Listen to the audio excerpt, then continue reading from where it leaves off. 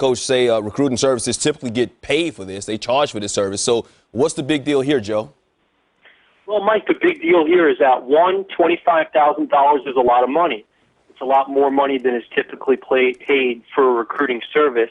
Secondly, this particular gentleman who received $25,000 was, by many accounts, directly involved in the Lake Seastrunk recruiting process. So the NCAA would, of course, ask, well, okay, what's the connection between this guy getting paid $25,000 for recruiting services shortly after a recruit he was advising committed to that school? Mike, that's the same concern with the other gentleman who was also paid by Oregon. This gentleman once played for Chip Kelly, trained an athlete, who then went to Oregon, and then shortly thereafter he billed Oregon for his services.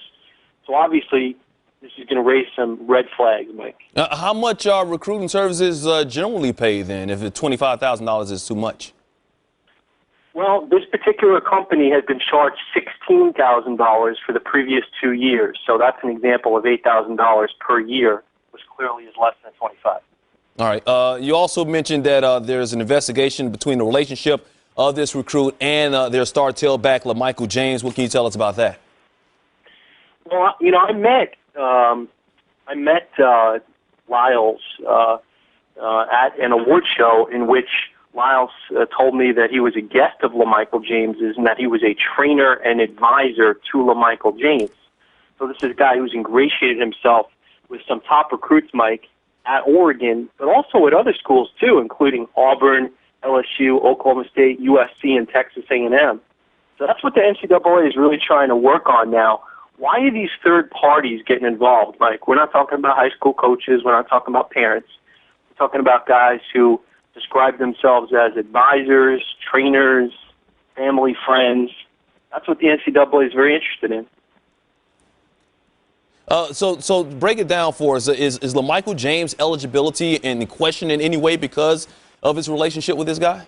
Well, Mike, as we know, LaMichael James was a Heisman Trophy finalist, but he decided to come back for another season. The NCAA had previously inquired about a vehicle that LaMichael James was using. He was cleared of any wrongdoing in that instance.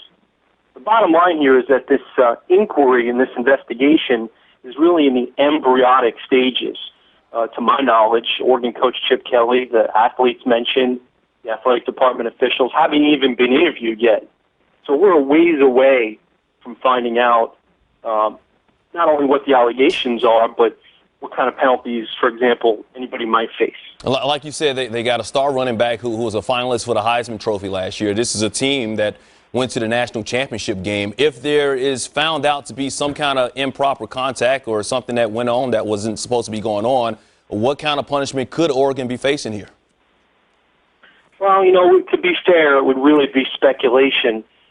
Typically, you know, the kinds of penalties that we've seen, and there have been a lot of schools, Mike, that have been under investigation. Of course, when you look here at the recent investigation into Cam Newton's recruiting process, now, of course, you have the other team in the national championship, Oregon, also having questions asked about some of the recruiting processes they've gone through.